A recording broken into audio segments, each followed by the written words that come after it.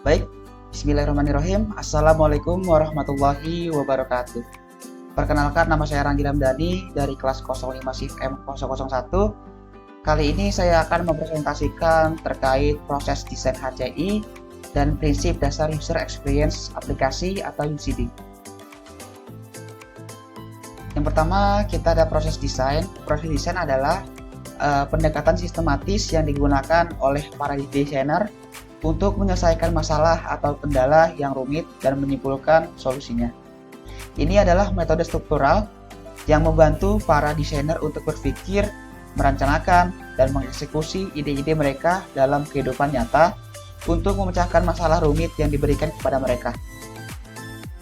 User Centered Design atau UCD adalah pendekatan desain yang berfokus pada kebutuhan dan pengalaman pengguna sepanjang siklus pengembangan produk. Selanjutnya, Human Computer Interaction atau HCI adalah bidang studi multidisiplin yang berfokus pada desain teknologi komputer dan khususnya interaksi antara manusia atau pengguna. Meskipun awalnya berfokus pada komputer, HCI kini telah meluas hingga mencakup hampir semua bentuk desain teknologi informasi.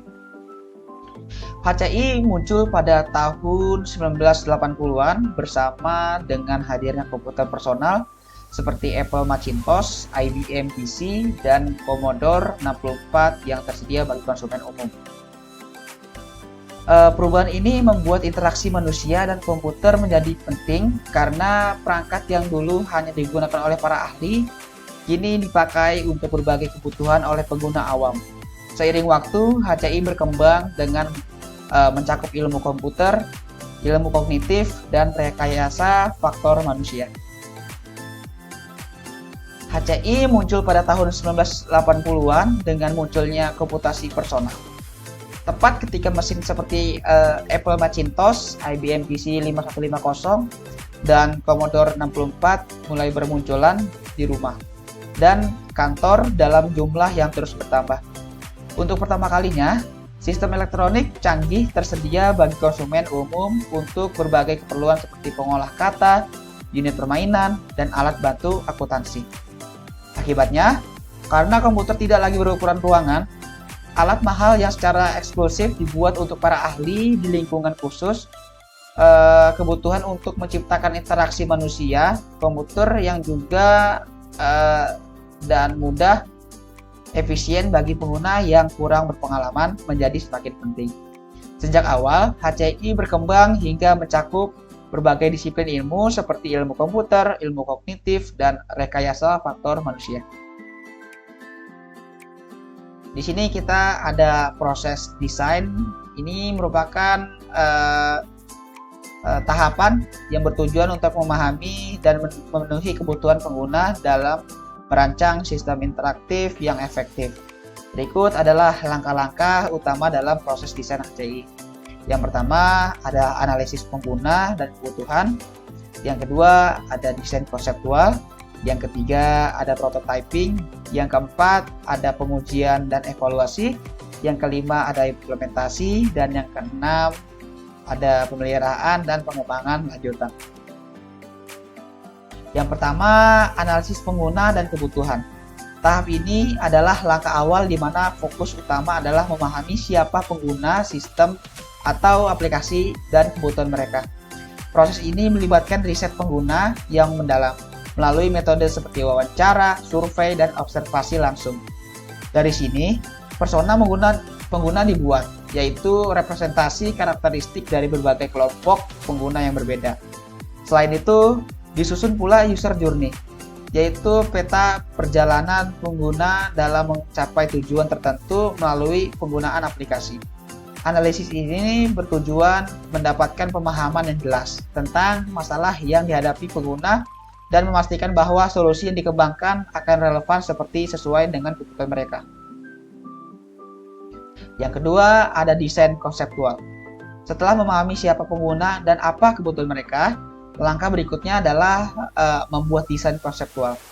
Pada tahap ini, tim desain membuat wireframes yaitu kerangka dasar dari antarmuka pengguna yang menampilkan struktur dasar aplikasi tanpa detail visual. Selain itu, user flow juga disusun yang merupakan diagram yang menggambarkan alur interaksi pengguna dengan aplikasi. Desain konseptual ini membantu tim untuk memahami bagaimana pengguna akan berinteraksi dengan aplikasi dari awal hingga akhir. Interaksi dasar seperti tombol, navigasi, dan form juga mulai dirancang pada tahap ini. Meskipun belum dilibatkan elemen visual yang rinci, tahap ini sangat penting untuk membangun fondasi dari interaksi yang baik di masa depan. Yang ketiga ada prototype.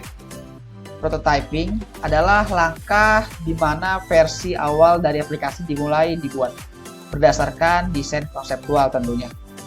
Prototype dapat berupa low fidelity atau high fidelity.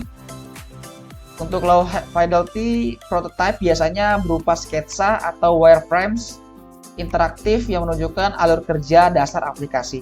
Sedangkan high fidelity prototype lebih detail dengan visual dan interaksi yang lebih realistis.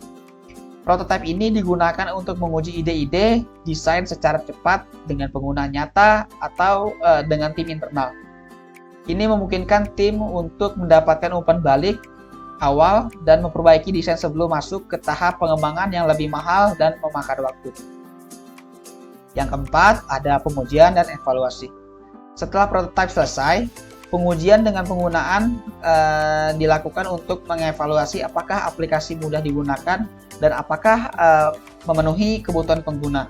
Pengujian ini sering kali disebut usability testing, di mana pengguna diminta untuk menyelesaikan tugas tertentu menggunakan prototype.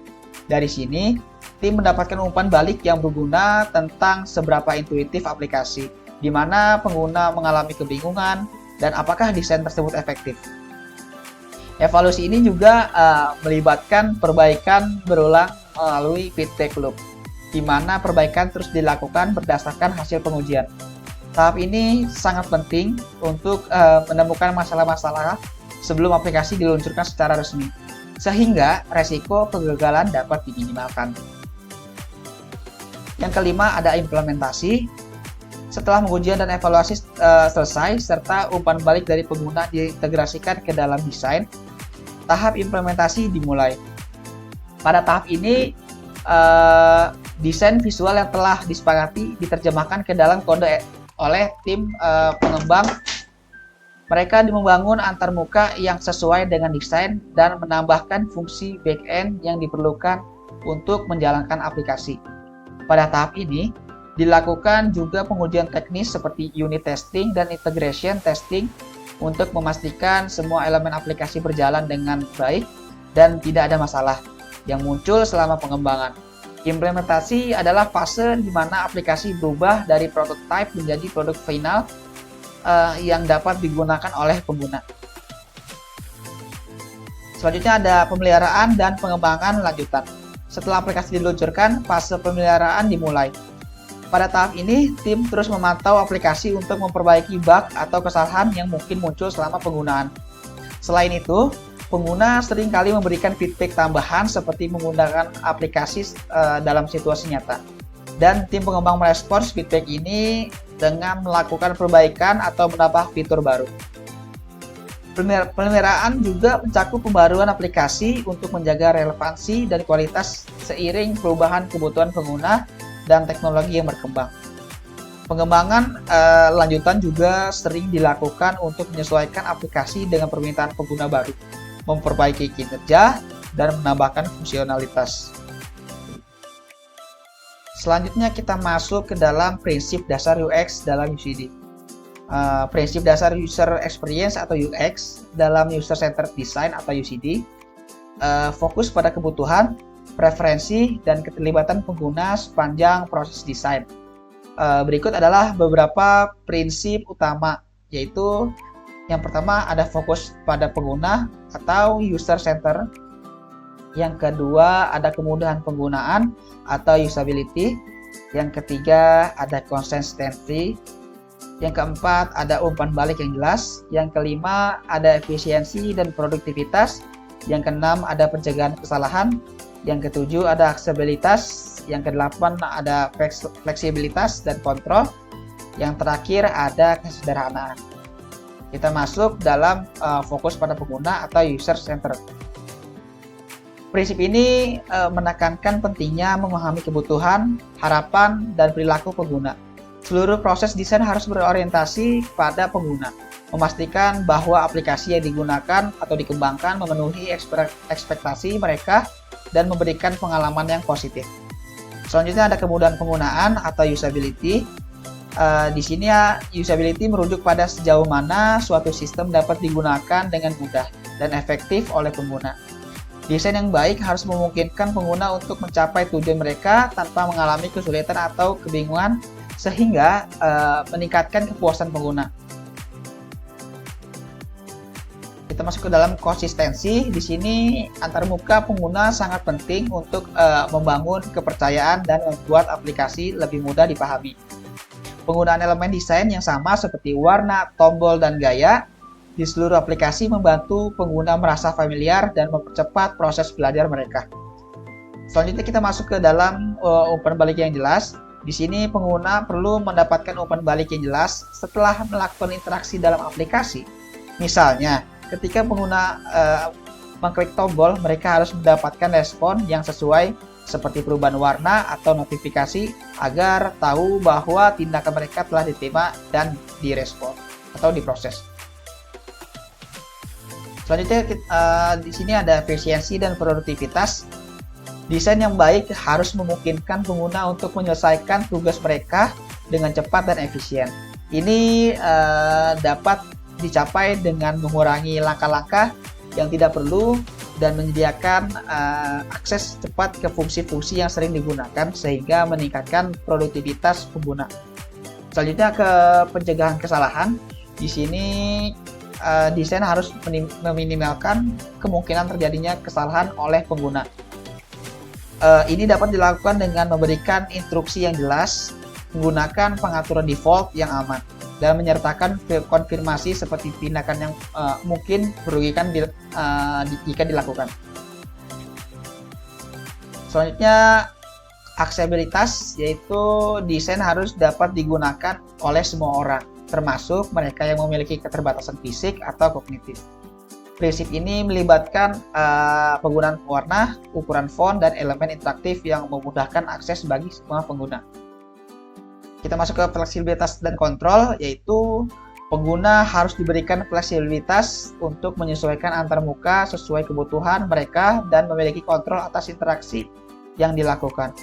Desain harus memungkinkan pengguna untuk memilih cara mereka berinteraksi dengan aplikasi, apakah melalui shortcut, gestur, atau metode lainnya. Di sini yang terakhir ada kesederhanaan, yaitu desain yang sederhana dan bersih membantu pengguna fokus pada tujuan mereka yang mereka lakukan tanpa terganggu oleh elemen yang tidak perlu. Kesederhanaan dalam antarmuka memungkinkan pengguna untuk lebih mudah memahami dan menggunakan aplikasi. Baik, mungkin itu saja yang dapat saya presentasikan kali ini. Jika ada kurang-kurang dalam penyampaian saya, mohon maaf. Semoga ilmu yang bermanfaat. Terima kasih. Wassalamualaikum warahmatullahi wabarakatuh.